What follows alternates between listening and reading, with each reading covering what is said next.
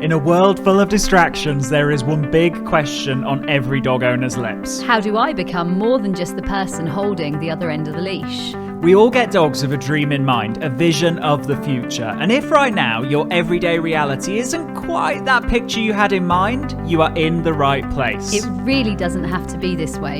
You absolutely can and will be more to your dog than just the person who gets in between them and the world. The key is you need to be more sexy.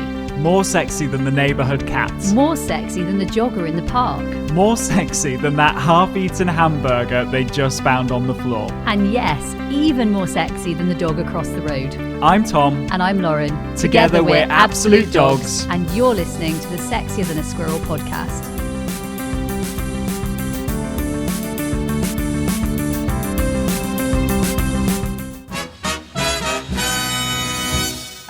Welcome to the Sexier Than a Squirrel podcast, the podcast that teaches you how to be the best owner that your dog could ever wish for. And there are certain types of dog that kind of really long for an owner that's, I guess, going to support them, help them, grow them, and give them the skills to tackle life. And equally, I've met many owners who are literally tearing their hair out and thinking that I am not qualified for this, I didn't sign up for this, I didn't want a dog like this. I absolutely don't even know I like my dog some days. Like literally, this is not what I signed up for. And yet, most of the time, nearly 100% of the time, when an owner is saying that, actually that means they are the very best owner their dog could ever wish for, and they are doing amazing things, but they're probably not giving themselves a break, or they're being way too hard on themselves. And so what we're doing is we're dedicating this episode actually to the dogs that maybe push us out of our comfort zones as owners, and they may be not quite as forgiving as the dog that you imagine that you might be getting. The dog that barks, the dog that lunges, the dog that runs over to another dog in the park, the dog that maybe just jumps and greets everyone like they're their long lost friends. Yeah. Maybe the dogs that actually just, you think they're deliberately vindictive and maybe trying to make you look silly, but actually these are dogs that we lovingly know as naughty but nice dogs. You guys know that we celebrate our naughty but nice dogs. You know that we're the home of naughty but nice dogs. And I think that just to give you a tiny insight into where this passion comes from for both Tom and I having owned dogs for many years. Poppy, for me, I feel even today I could have done better. And when you feel like you've got some regrets or you feel like you maybe could have done better, what can you do about it? Well, there's not much we can do. I lost Poppy a good few years ago now. But actually, by helping owners all over the world with all of the things we could have done, the tricks, the hacks, the simple skills, the things that we could have done more easily and actually wouldn't have taken a lot of time, wouldn't have cost us lots of money. Like literally, they're easy, lifelong solutions that you can do on a day-to-day basis. Yeah. These are the things I think that, Tom, so many people don't know about. Yeah, absolutely. And so first step, guys, that we want to talk about is actually acknowledge where you've come from and where you are, and then say, now it's about where I'm going. Because we can all get a little bit sometimes attached to the past, and that might be attached to things in your past with your dog where you did things that you're not proud of, or you lost your temper, or you got really frustrated. Or it might be things that we've become attached to that maybe happened to our dogs in the past, where, for example, I don't know, they were a rescue dog from a background where some terrible things happened to them, but that might have been a few years ago now. So at this point, they're your dog, right? And it's about actually moving forward. They're no longer a rescue dog. They are your dog, and you have an exciting future together. And I think as soon as we, I guess, detach ourselves from that, we get rid of the guilt of what we did wrong, we get rid of the guilt of what we could have done better, or we get rid of the guilt of those times where we maybe lost a temper, which, we're all human, and sometimes our buckets are full as well, right? And we actually say, right, now proactively, let's move forward. Let's do something about it. Let's do, one thing every day that's gonna move us further along this journey. Now, you've heard this before, you'll hear it again, you'll hear it pretty much throughout Absolute Dogs.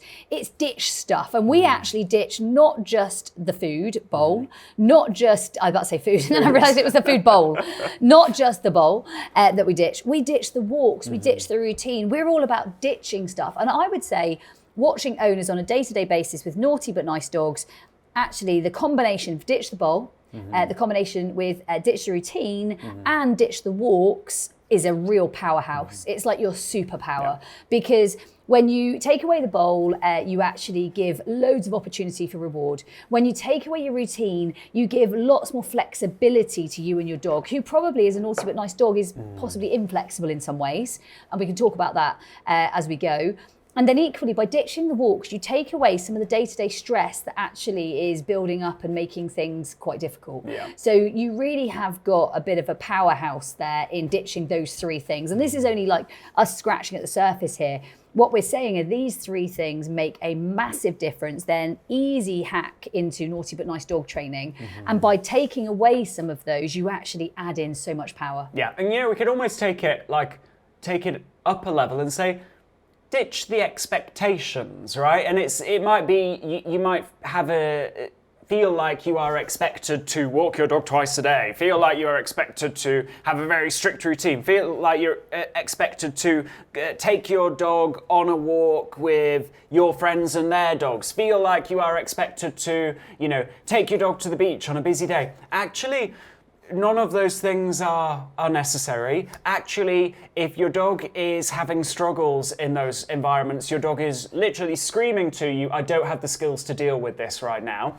And in turn, we can then think, when we take that approach, well, what skills do they need for that situation? And we can work on them at home through that process of ditching the routine, ditching the expectations, and ditching that bowl and saying, right, let's put that daily food allowance into growing the skills that they need. And I think that's the biggest thing.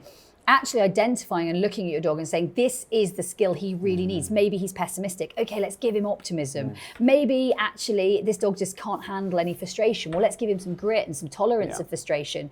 Maybe these are things that actually are very doable. And if you've followed Absolute Dogs for any time at all, you'll know that there's always a game for that. So we play in concepts, we play in games, and actually the games will match the concept that your dog is lacking in. So if your dog is lacking in any area, there is a game for that. Flexibility, maybe your dog's not so flexible throughout the day. These are things we teach you. These are things we teach your dogs. And these are most of all the way that Tom and I live with our dogs. And it makes it very, very coachable, because we live it too. We see it too. We've both had young dogs, old dogs, dogs with behavior struggles, or people will have called them behavior problems, but actually they're just dog behaviors. The big thing is we know that we can solve these. I'm not even going to say make them better. We can solve them with the strategies that we've got in place. And we know that you can follow so many of those throughout all of Absolute Dogs teaching, whether that's throughout you might have done the 7-day challenge, so you might have recently experienced the awesomeness that was the really cool momentum that was the challenge, or it might be jumping into one of our courses. There are so many ways into this information. Yeah, absolutely. And one thing, I guess, a balancing act that you've always got to be aware of with your naughty but nice dog is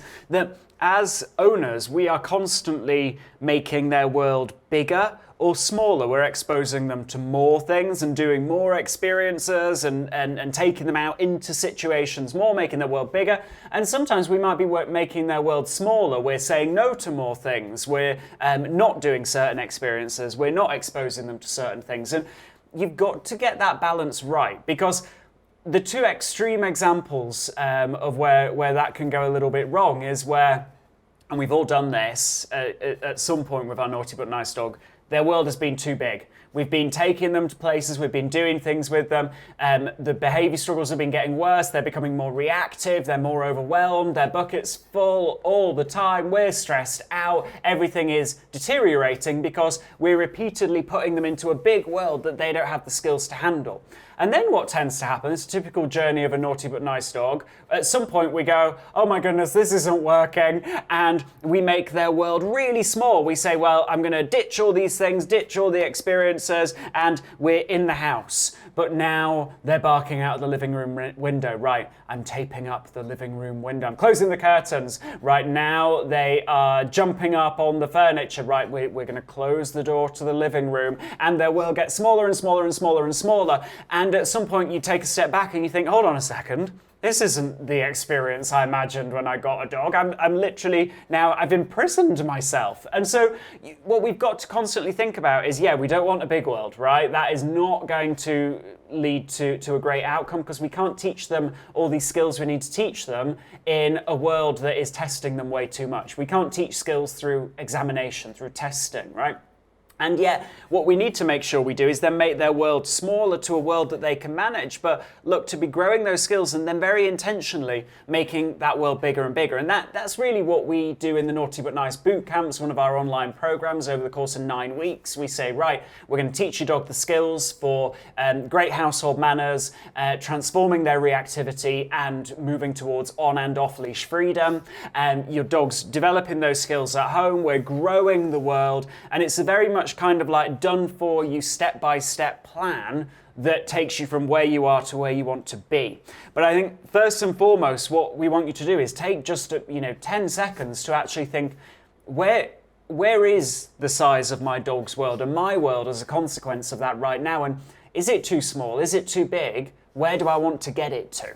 Now, in line with what Tom's just said, think about the community that surrounds you and think about the people that surround you, because you can't force your family on board and you can still help them. Yeah. And you can share this podcast. You can pop it on in the car maybe when you've got a family journey. You can have the YouTube on in the living room. You can play around with trying to get the community around you to support where you're going. You can't force it though. I'm going to reiterate that. You can't force it. Equally, the community that surrounds you, whether that's in the boot camps or whether that's in the training academy or whether that's part of Sexier and Squirrel, having the supportive community makes a difference when you're training your dog. To go it alone is a hard slog. To be that midnight walker, to be that person who's out alone trying to avoid things, it feels lonely. When you do maybe live alone and you have a dog that you can't have visitors with, it feels isolated. And so for me, I think this is a big deal. This is an important part of the picture. Owning a naughty but not nice dog can mean you need a bit of a family or a community or some support. And that doesn't mean it has to be your husband, your sister, your father, your mother, your brother. It really can be the community, which is Absolute Dogs. It really can be other people that you're sharing the information with and that doing the boot camps maybe with you. It can be from lots of different directions. I think the most important thing is you're supported, because there are days that you feel low. There are days that you feel you're not going to make it. There are days that you feel like, I did not get this dog for this. This was not what I signed up for. This dog is an idiot. And the dog's probably going, oh dear Lord, why am I in this place? Like, what's happening? Why am I being thrown? I just don't have the skills right now. In this space, I can't handle it. I just can't handle it. Why does she take me to the pub? And so actually, no dog says that, no.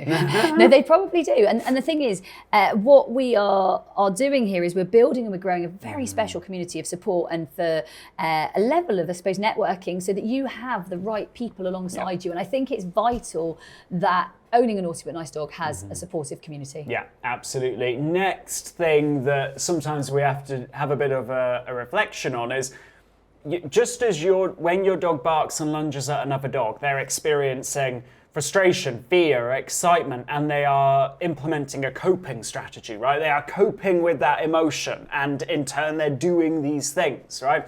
We humans will have our coping strategies as well. And sometimes it's about being self-aware of what your process is. You know, for example, let's say you take your dog out and you have one of those bad walks where you know, they bark and lunge a couple of dogs on a walk. Being aware of actually what do you tend towards doing in that situation. So for example, I've got an example of an owner that someone who I know is working with at the moment, and they asked me for some input with this owner. And this owner, basically her coping strategy is, it's all going really, really well.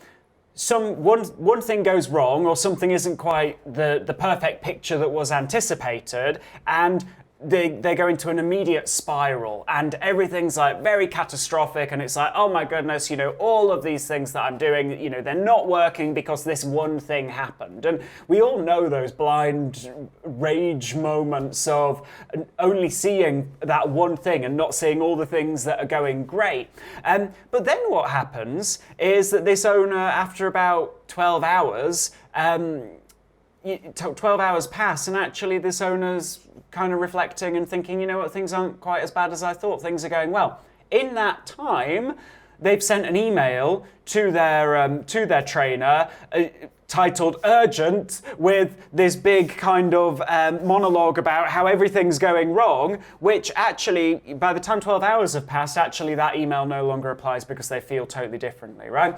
And And my advice to that trainer was actually, I think it's probably worth talking to that owner about, okay, we're aware that this tends to be the process that you go through. So what could we put in place in that time immediately when you're feeling that way so that you don't feel that way? And one kind of tip that I gave was maybe at the end of each day, of each regular day, that owner notes 3 wins that they had that day or 3 things that are going well. It's almost like a gratitude journal. When you go to the attitude of gratitude rather than expectation, the whole world of appreciation changes. Yeah. And I think it's what you look for, you will find. Yeah. What you seek, you shall find. And then in those moments where you feel like everything's going wrong, you can actually find your list and think, hold on a second, for the past 3 weeks, I've not found it difficult to find 3 things that are going great. Maybe things aren't quite so bad. And that kind of awareness of ourselves and how we cope with, tricky situations with our dogs can be really useful, because we need to keep continued momentum. Like, you need to be rewarded for your efforts, and your dog's not going to say to you, thank you so much for everything that you're doing. Instead, your dog's going to show you progress, but you've got to be looking for it. And if you're not looking for it, you're going to feel like you're getting nowhere when actually you're doing amazing, amazing things. And I think that's the big thing, right? Like, your dog is so lucky to have you. Your dog is in an amazing space here with us, whether you're doing the boot camps or whether you've done the challenge, or whatever you're doing, and you're continuing to do, because I bet you're investing in your dog and yourself and doing whatever you can. And I think that's the most important thing. Pat yourself on the back, acknowledge what you're doing right. Be kind to yourself. Yeah. The world literally is not always a kind place. And if you can't be kind to yourself, then who else can? Like, come on. Yeah. Be what your dog needs, because your dog does need you, and you are doing a great job. And your dog, most of all, is so lucky to have you as an owner. So we've got a bit of homework for you, and we'd actually like you to start your dog training gratitude journal, right? And it's super simple. At the end of each day, you're going to note 3 wins that you had with your dog. They can be super simple, like maybe your dog oriented to you. Or it could be as simple as went to the toilet on lead when asked, and actually we didn't have any episodes that way, because we didn't have any episodes because I didn't have to let him off lead, and I didn't put him in a difficult situation, and everything was great. I know it sounds crazy, but even with Naughty Nifty, those of you that have followed me in Training Academy, with Nifty going out and she's not particularly bothered by other dogs or things, but she's so bothered by chasing stuff that actually that is her naughty but nice. Going out to the toilet and being able to do it on lead first time without having to watch everything and run around after everything. And I'm like, yes! This is amazing. And you guys, we're dog trainers, and these are the wins that we'll take too. Like, it might be, I've got a rival for you here, Tom. Tom's dogs love getting in the car. They love getting in the car. Nifty loves getting in the car, like as fast as Betcha. So for me, like, those are good wins, right? Whereas we might pick different ones for different dogs. Of course, they've got to be appropriate to the dog, but let's take some wins. Let's take some gratitude. Let's take an opportunity to see the good. Yeah, absolutely. And you'll notice over the course of a couple of weeks that you'll actually see and feel like you're making great progress, and yet you're not training any differently. Your eyes are open to the wins, and that's what's so powerful about that. So we want to hear how you get on with this one, guys. So whether that be dropping us an email, whether that be posting in one of the Facebook groups, whether that be leaving a review of the podcast, we want to hear how that changes your views of your dog training. That was this episode of the Sexier Than a Squirrel podcast. We'll see you next week, and remember, stay sexy! Hey, before you go, have you taken part in the worldwide Sexier Than a Squirrel challenge? It's a 25-day online video program, huge energy, amazing community, and over 100,000 people are already taking part. The only question is, you know where you are today. Where do you want to be in 25 days from now? Head to AbsoluteDogs.me/sexy.